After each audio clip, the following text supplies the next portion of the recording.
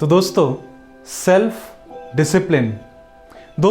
Discipline ये एक ऐसी चीज है ना कि अगर वो आप में खुद में आ जाए तो आप क्या कुछ नहीं कर सकते। दोस्तों कहते हैं with self discipline you can make anything possible. अगर आप में सेल्फ डिसिप्लिन हो तो आप कुछ भी कर सकते हैं, कुछ भी चीज पॉसिबल बना सकते हैं। और इसी चीज को प्रूव करने के लिए ये जो आज की कहानी है, ये कहानी मुझे खुद को बहुत प्रोत्साहित करती है और वही कहानी मैं आज यहां आप लोगों के साथ शेयर करना चाहता हूं। So welcome, this is Sarang and welcomes you to the Sarang talk.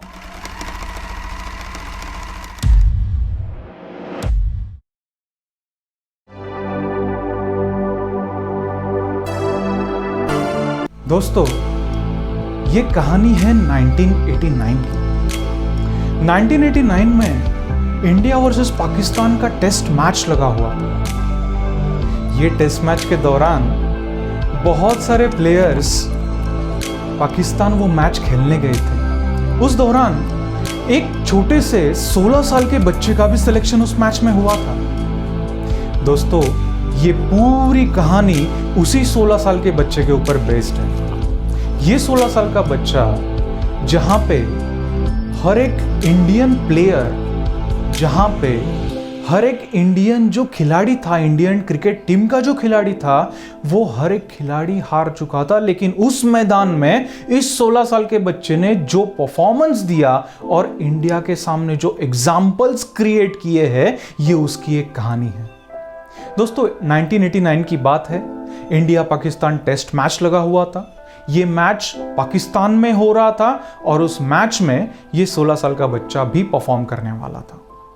4 दिन ऑलरेडी हो चुके थे, ये 5वां दिन था। इंडिया लगातार मैचेस हार रहा था। ये 5वें दिन इंडिया को पाकिस्तान के अगेंस्ट ये मैच ड्रॉ करना था। लेकिन सबको भरोसा हो चुका था कि ये मैच भी इंडिया हारेगा ही।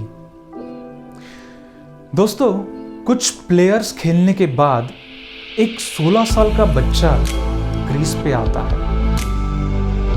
दोस्तों उस वक्त के बॉलर्स तो आप जानते ही हो, बड़े ही फास्ट बॉलर्स थे। वकार यूनिस, इमरान खान, वसीम अकरम जैसे फास्ट बॉलर्स। और वो जो पिच थी उस ग्राउंड की, वो पिच को आज तक का उस क्रिकेट टीम का सबसे फास्ट पिच माना जाता है। ये वहां मौजूद हर एक क्रिकेटर का कहना है। इतने स्पीड से बॉल आती थी कि दिखती भी नहीं थी, हुक करना तो दूर की बात है। ये 16 साल का बच्चा वहां पे पिच पे क्रीज पे खड़ा था और इसे बॉलिंग कर रहे थे वकार यूनिस।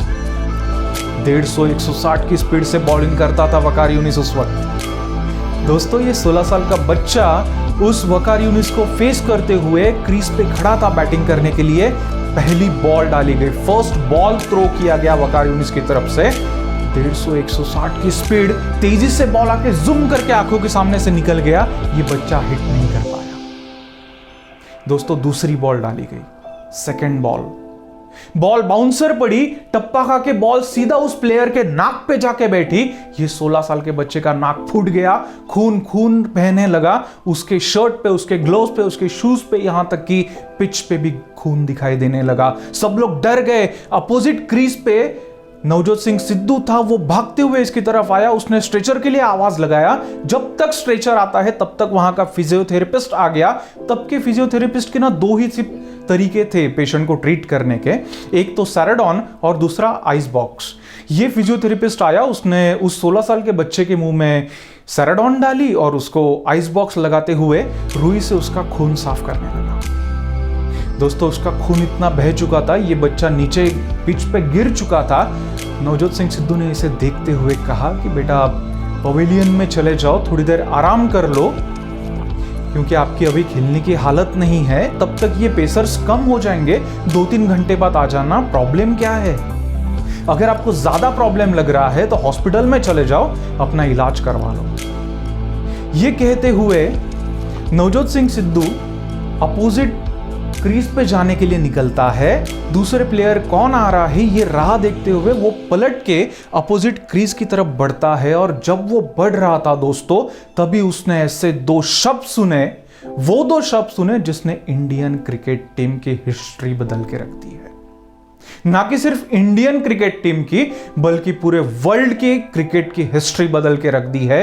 और वो जो दो शब्द थे, वो दो शब्द थे, मैं खेलेगा।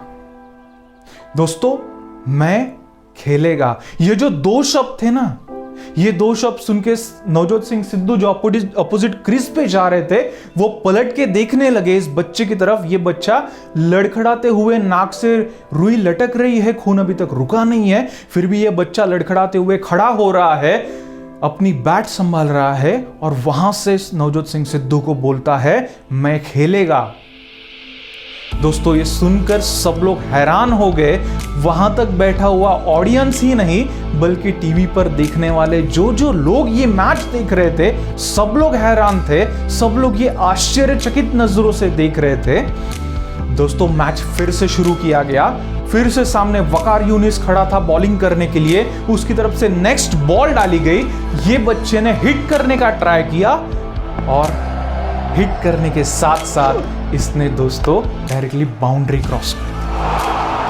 जो नेक्स्ट बॉल वकार यूनिस की तरफ से डाला गया, उस बॉल पे इस बच्चे ने सीधा 4 बाउंड्री क्रॉस करवाया बॉल। और वहां खड़े पाकिस्तानी बॉलर्स की आंखों में देखने की किसी की हिम्मत नहीं होती थी। ये बच्चे ने वो 4 मारने के बाद उस वकार यूनिस की आंखों में आंखें डाल के देख रहा था। ये जो हुनर है ना, ये जो हौसला है ना, ये जो सेल्फ डिसिप्लिन है ना, ये इसमें सीखने जैसी बात है। मैं यही चीज, ये एग्जाम्पल की मदद से यही चीज मैं आपके आज के यूथ को, आज के यंग एंटरप्रेन्योर्स को, आज के जॉब सीकर्स को पूछना चाहता हूं कि ये हौसला, ये सेल्फ डिसिप्लिन कहां है। दोस्तों, ये सेल्फ डिसिप्लिन आजकल अपने यंग एंटरप्रेन्योर्स में दिखाई नहीं देता। ये जो बाहर सिचुएशन चल रही है, ये जो लॉकडाउन कोविड-19 का सिचुएशन है, इसमें अगर आपको आपके कंफर्ट जोन से बाहर निकल के अगर कुछ करने का मौका मिल रहा है, तो आप क्यों नहीं कर रहे हो? क्यों इस छोटी सी बात से डर के बहुत सारे लोगों ने अपना हौसला खो दिया है? बहुत सारे लोग हताश, निराश हो चुके हैं। ये कहानी, ये 16 साल का बच्चा कौन है पता है? मेरे ख्याल से कुछ लोग समझ चुके होंगे। जी हां दोस्तों, ये जो बच्चा है, ये बच्चा है हमारे master blaster, the God of cricket, the Sachin Tendulkar. ये सचिन तेंदुलकर की कहानी है। सचिन तेंदुलकर ये ऐसे प्लेयर थे जिन्होंने खुद को ये अनुशासन, ये शिस्त, ये डिसिप्लिन लगाया था कि वो मुश्किल से मुश्किल हालात में, कठिन से कठिन परिस्थिति में अपने आप को कॉन्फिडेंट स्टैंड कर पाए। दोस्तों, सोचिए ना, 4 मैच हो चुके थे, इंडिया ऑलमोस्ट हारने की कतार में था, लेकिन ये 5वें दिन का ये सचिन तेंदुलकर के परफॉर्मेंस ने इस मैच को ड्रॉ तक लाके रख दिया। कहां वो मैच हारने वाले थे और कहां ड्रॉ की सिचुएशन पे आके खड़े हो गए। दोस्तों, यही चीज यहां से सीखने जैसी है, यही एक चीज यहां पे सीखने जैसी है। दोस्तों, कहते हैं discipline bridges the gap between your goal and it's accomplishment. दोस्तों, डिसिप्लिन जो है ना, ये मदद करता है किसके लिए? ये मदद करता है आपका गोल और उसके बीच का, उसके कंप्लीट होने के बीच का जो गैप है, उसे ब्रिज करने की मदद कौन करता है? तो अपने अंदर का डिसिप्लिन, अपने अंदर का अनुशासन। इस वीडियो के अंदाज से मेरा यही कहना है आप सब लोगों से कि आप सब लोग भी इस सिचुएशन से हताश ना होते हुए, इस सिचुएशन से नाराज ना होते हुए अपने आप को इस काबिल बनाओ, अपने आप को इस मुकाम तक पहुंचाओ, अपने आप में भी वो सेल्फ डिसिप्लिन डिजाइन करो जिसकी मदद से आप लोग भी अच्छा परफॉर्म कर सको, आप लोग भी अपने बिजनेसेस को, अपने जॉब्स को, अपनी सारी चीजों को, अपने ड्रीम्स को ट्रूथ या वंडर्स तक पहुंचा सको। Thank you so much.